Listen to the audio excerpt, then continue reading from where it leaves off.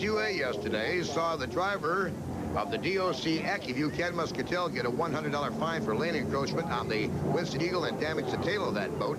The lineups were T+, Circus, Kellogg's, DOC AccuView, and the Winston. As they come down now, there are 5 boats up on the front line.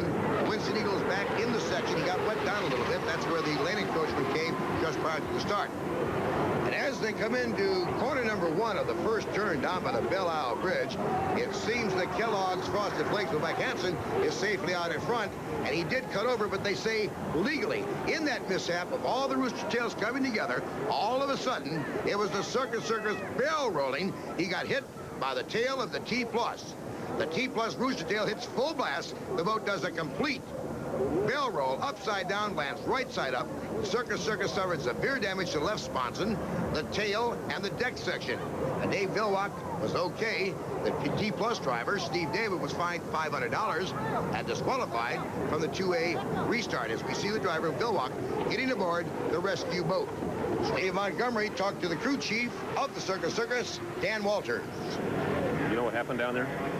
Yeah, Dave came over on the radio and said he was okay. He said T+ came over on the top of him, cut right in front of him. Did the boat go over? I couldn't see. I just saw a lot of spray. So he didn't tell you whether it flipped or rolled or what happened? No. They're saying left sponson's pretty well broken up and lost the wing, cowling, most of the top stuff. Here's Dave Vilwak getting out of the rescue boat, returning to the docks. Now let's go down to the T+ area of the pits, where Steve David has been fined and disqualified from the restart of Heat 2A. Let's go to Steve Montgomery for that part of the story.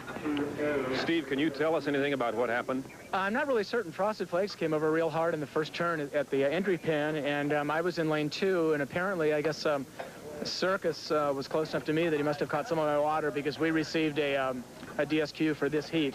So I got to talk to Vilwak and see exactly what happened. In my mirrors, I didn't think he was close enough, but apparently he was. Were you outside of him? He was in lane 2. Yeah, I was outside of Circus, but I thought, you know, well more than 5 boat lengths ahead of him, but apparently not. And I guess there was some other dicing going on at the start as well. The power of a rooster tail in competition shows the extensive damage caused to the Circus as the left sponson completely destroyed. They're out for the day. Let's go back to Steve Montgomery in the pits.